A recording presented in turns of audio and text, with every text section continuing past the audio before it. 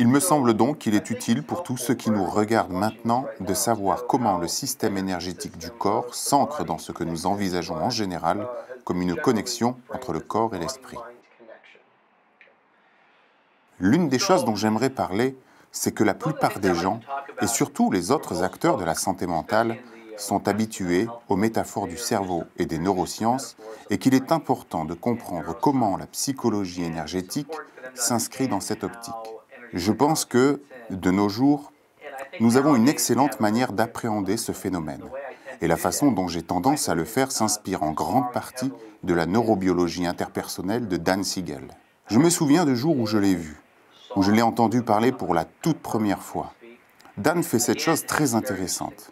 Il voyage dans le monde entier. Il raconte comment il s'est entretenu avec des milliers de psychiatres et de psychologues qui pratiquent la psychothérapie, autrement dit, la thérapie de la psyché. Voici ce qu'il leur dit. Psyché est synonyme d'esprit. Puis il ajoute, quelle est la définition du mot esprit? La réponse de 97% des personnes est la suivante. Nous ne la connaissons pas.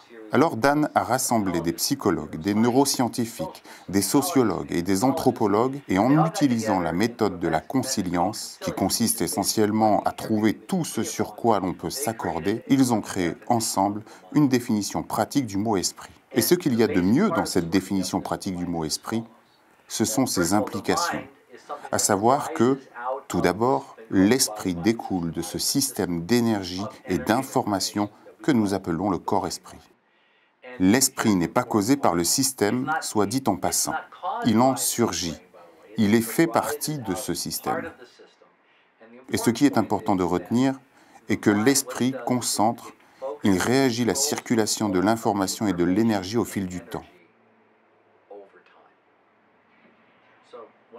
Lorsque j'ai entendu ces mots, je me suis dit, l'esprit régit la circulation de l'information et de l'énergie au fil du temps.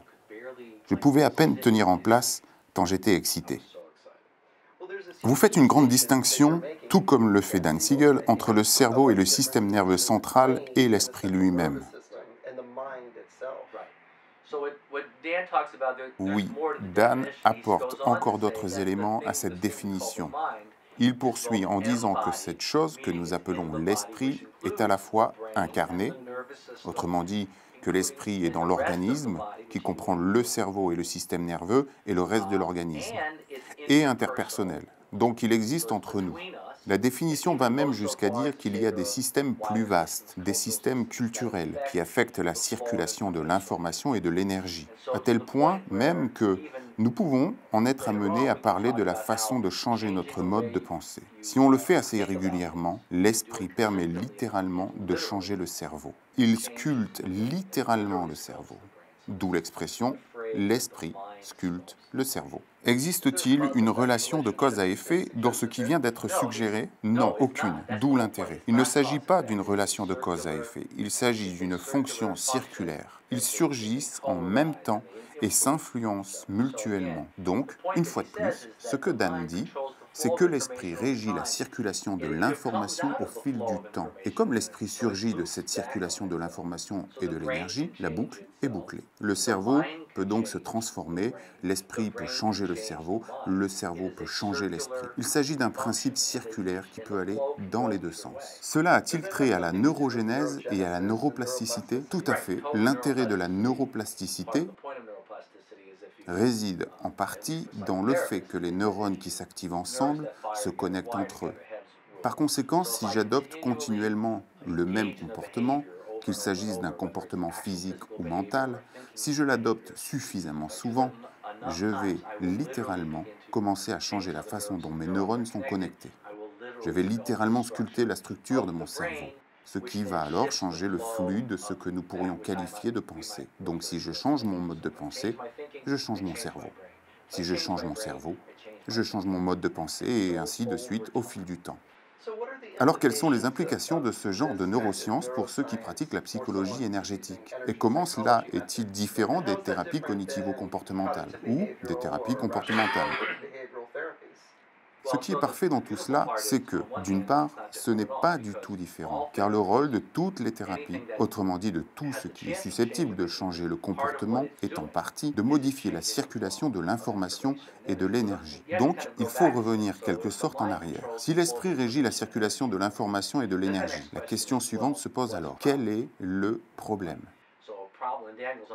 On est en présence d'un flux fonctionnel et d'un flux dysfonctionnel. Le flux dysfonctionnel a tendance à être soit chaotique, soit rigide. Nous avons tendance à qualifier de psychopathologie ou de problème tout ce qui conduit à davantage de dysfonction, et nous avons tendance à qualifier de thérapeutique tout ce qui nous aide à créer davantage d'interrogations et de flux. Moins de chaos, moins de rigidité.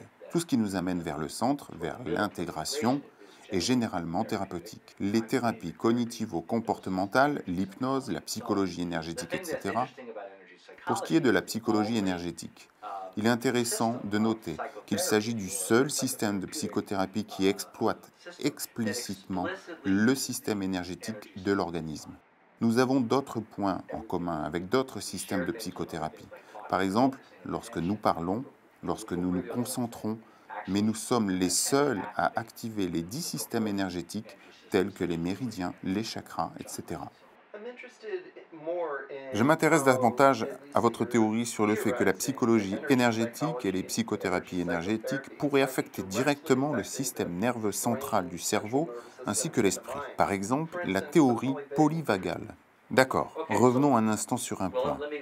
La théorie la plus communément admise sur l'efficacité de la psychologie énergétique est que celle-ci permet de désactiver l'activation de l'amygdale. Certains éléments de preuve suggèrent que la stimulation des points méridiens permet de réguler l'amygdale à la baisse, ce qui permet de réduire les niveaux d'alarme, contribuant ainsi à résoudre les réactions traumatiques. Et cette théorie est probablement juste, mais la théorie polyvagale compte également parmi les sujets qui suscitent mon intérêt.